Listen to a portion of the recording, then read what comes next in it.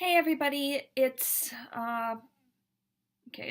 3 o'clock now where I am, and I'm seeing the 7 o'clock showing of The Last Jedi at my local theater, and I have a lot of feels about this.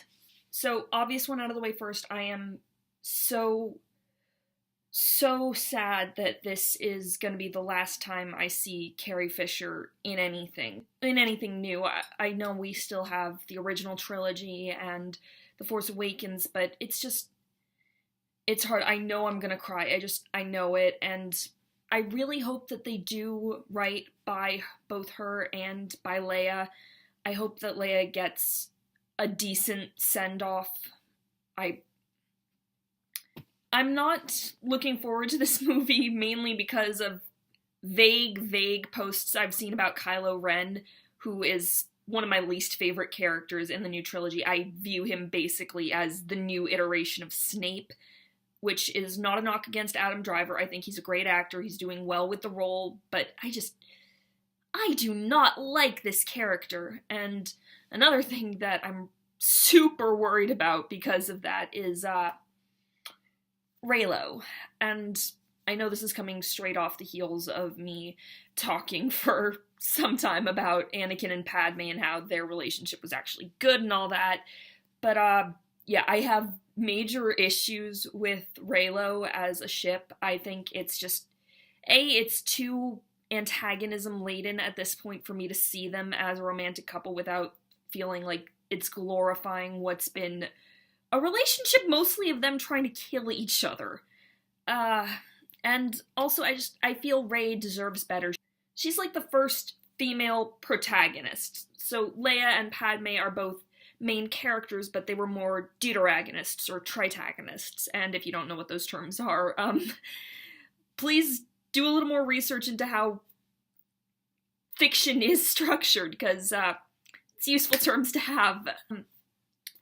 Anyway, yeah, I don't think that Rey's relationships should be a defining part of her character, and I certainly don't think Kylo Ren has done enough to warrant a redemption arc, let alone Rey's affections.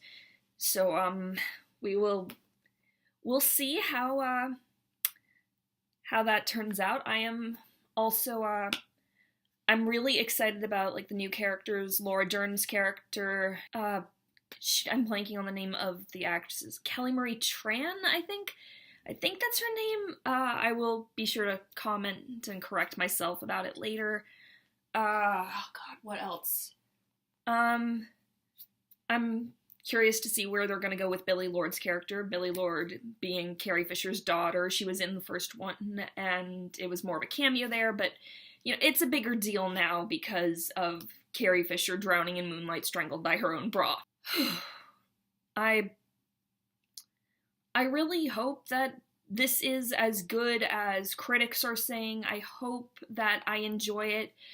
This has been a weird year for me. I've gone in with positive expectations for most of the films I've seen. I saw Wonder Woman, I loved it. I saw the Beauty and the Beast remake, I loved it. Yeah. Guardians of the Galaxy Volume 2, Spider-Man Homecoming, I loved both of those, and if you've seen my previous rambling, Thor Ragnarok, I wanted to like and enjoyed in the process of watching, but I guess it's basically like the difference between eating a cupcake from a really good bakery and having one of those little apple pie things from McDonald's. Like, they're both equally carby and sugary and all that, but one of them is going to make you feel a whole lot worse about the whole thing. But yeah, I am hoping that this is a cupcake and not McDonald's. So, I'll check back in after the movie. I will let you know what I thought. I hope that if I throw a middle finger at the screen, it will be as a tribute to Carrie Fisher and not because I am frustrated with the result of the movie. Yes! Yes! It was so much more than I'd expected, and oh! Rian Johnson, please, take all my money. I can't wait for your next trilogy. Oh! I had to take the buns out because I wear glasses, and when you have buns pinned to your ears, it's hard to do that.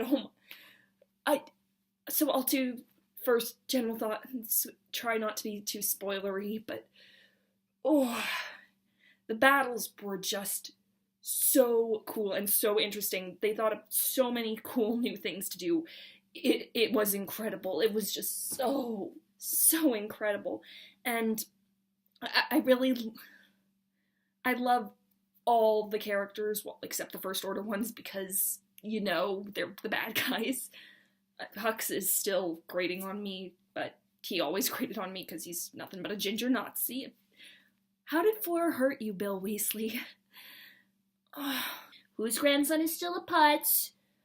Who needs a lesson? Let's see, what else? So, space battles, amazing. So many new creative things. Just the opening sequence, right out of the gate, plays with your expectations. I loved it. And the lightsaber battles, so much cool footwork, and oh my god.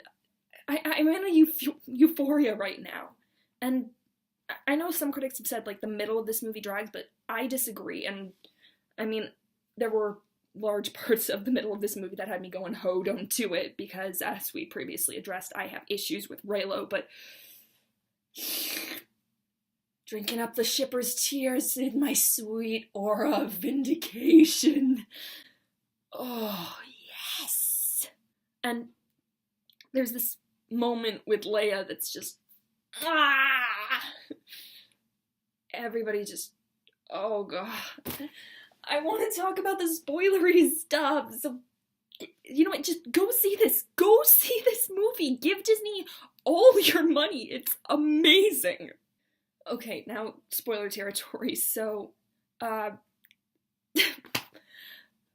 I'm both surprised and kind of I don't know what to make of the Rey thing. Like, it kind of felt like they were mocking us after the 2 years we've spent theorizing about Rey. My personal thing was that she was Anakin reincarnated.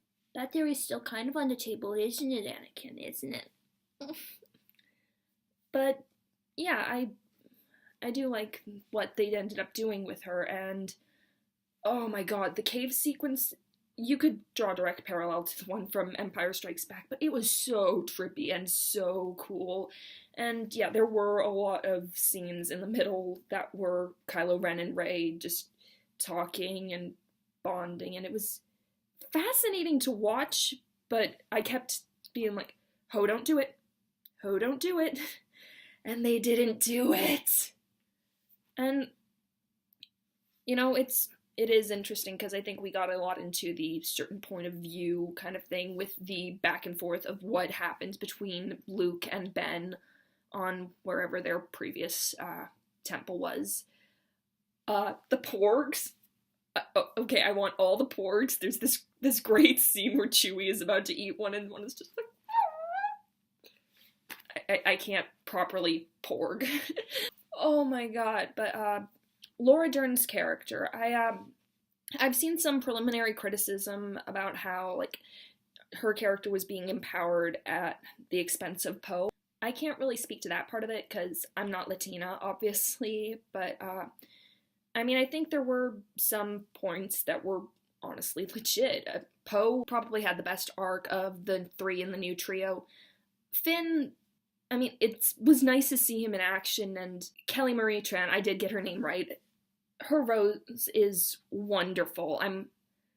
Their relationship was really very sweet, and it was great. Might have been a little fast-paced in terms of romance, certainly faster-paced than these two.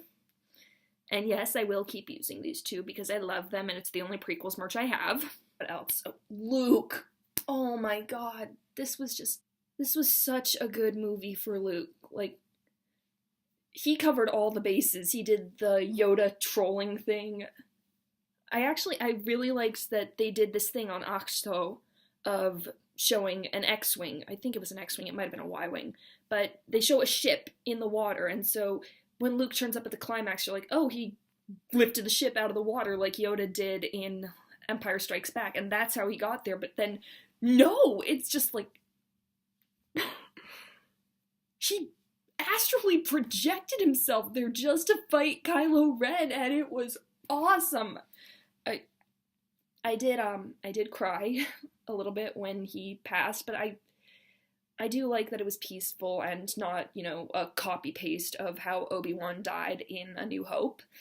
I have to admit, the midpoint battle with Snoke and all his guards was both really amusing and fascinating. Like, I loved how so he takes Anakin's saber from Rey after she gets captured, coming to try and save Kylo Ren, and it's just sitting there. There's this great moment where Rey tries to summon it to her, and it just zips around her and whacks her in the back of the head before landing back at Snoke, and then they do a fake out, like, Ren's about to, you know, cut her head off, but instead he's also using the Force to turn Anakin's lightsaber, and it just ignites and cuts Snoke in half, and just for the rest of the battle, Snoke's body, half his body is sitting on his throne, and it's everybody clapped and laughed so much. Oh my god. But yeah, Kylo Ren's still a putz. Like, they're doing this huge, intense scene that I'm sure the Reylo shippers are gonna go on and on about for the next however many months it is until we get episode 9. But, basically what it boils down to is, let's leave all this behind and start a new order where we rule the galaxy, you know, because we haven't seen that already. Haven't that done for you again, Padme? Yeah, that's what I thought. Anyway, so Rey's like, no, and they do this thing where they're like, both force pulling on Anakin's lightsaber, and it just explodes. Yes! And then, you know, the putz takes control of the First Order, and I might not like Kylo Ren, but it is so satisfying to see Hux just have to be his little bitch. And then I kind of saw it coming at the very end, so the Resistance ships have been getting picked off, and they're running out of fuel, so they all go into the transports, and the First Order starts firing on the transports. But then Laura Dern's character, I can't remember what her name was, but she's fascinating. She's kind of a carbon copy of Leia, but, you know, that's not a bad thing. We could use a lot more Leias in the world. But she just turns around the ship, prepares to jump to lightsaber, and smashes through a First Order ship, and it's awesome! I love it so much. And Captain Phasma comes back, and she's back for way too little screen time. Like, Gwendolyn Christie is an amazing actress. She should have gotten a lot more out of this, but she got a better send-off than getting dumped into a garbage chute, which was... At least there's that. There's a great moment where her visor cracks, and she calls Finn scum, and he's just like, rebel scum. And I'm like, so much good about this movie. I can't say that enough. It's so good, you guys. Oh, go see it. I am so happy that I went into this with no expectations, or, well, a couple expectations, obviously, but I'm so happy with it and vindicated, and I'm definitely gonna go see it again. Please, more of this.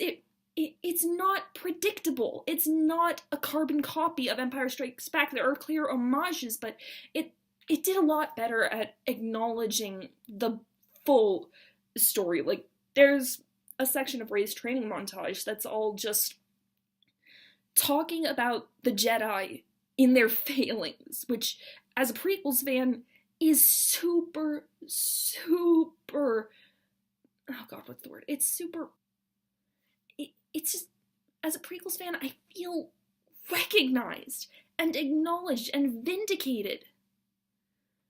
Because, yeah, the Jedi were terrible, and oh my god, I mean, I'm sure Force Ghost Obi-Wan Kenobi is a little pissed at how Luke phrased it, but, I mean, you done screwed up, Obi-Wan. You screwed up, and I'm sure we'll talk about that in your inevitable Solo movie that hopefully will feature Ewan McGregor and not Michael Fassbender. I mean, why would you even recast? So, Leia lives to the end of the movie, which, you know, I'm glad because I was really afraid they were going to have Kylo Ren kill her off. Leia survives to the end of the movie, which I'm really happy about because, well, I didn't think there was any way they could have given me a satisfying ending to Leia. Maybe they'll have to, like, time skip a year forward or so. They've done that in the past, so that could work. J.J. Abrams, do not let me down on episode 9. I'm happy. I'm very happy right now. This is probably going to be my favorite of the new trilogy, but I'm excited for episode 9, which I definitely was not before I went in to see this movie. I was really worried, but I'm really hopeful that this is a step in the right direction. And risks! Yes! Take risks, Disney! I love this. Go see this movie!